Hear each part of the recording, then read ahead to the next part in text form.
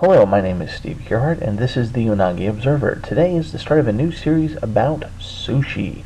Before I go into the mechanics of making a roll of sushi, I want to take a little bit of time today and talk about the history of sushi itself. We all identify sushi as a Japanese product, a symbol of the country. When someone brings up sushi, your first thought is probably something about Japanese cuisine. After all, sushi is associated with Japan, even though it started in Southeast Asia. The first incarnation of sushi started in various Southeast Asian countries around the 2nd century AD. Originally, since there was no refrigeration at that time, fish was first cured, which is a process usually involving salting and drawing out the fluids of the fish. Once cured, the fish still needed to be stored, so it was packed inside of rice.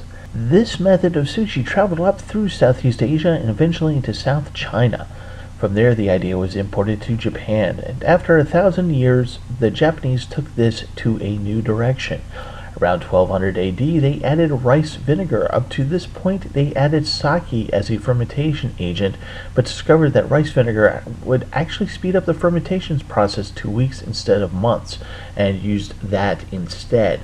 It was also around this time that rice was left with the fish and also consumed. By 1820, Japan took sushi to the next step, leaving behind the fermentation process and eating it, rice and raw fish and all. This is the sushi that we know today. However, that did not occur until about 1820, so it was a slow evolution. And it is what we would call nigiri sushi, which is fish draped over rice, and was almost exclusively found in Edo, which is called Tokyo today. And that went on until an earthquake forced sushi stalls out into the country, and sushi spread throughout Japan in this method. What we know of sushi today, raw fish inside of a tube of rice held together by seaweed, did not actually occur until around the 1850s. Sushi in this form came to us in the early 1900s here in America, but has been referenced in British and American travel logs as early as 1876.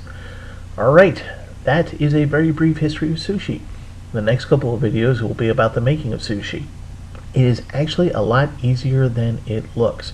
Okay, again, this is the Unagi Observer. My name is Steve Gerhardt, and as always, thanks for watching.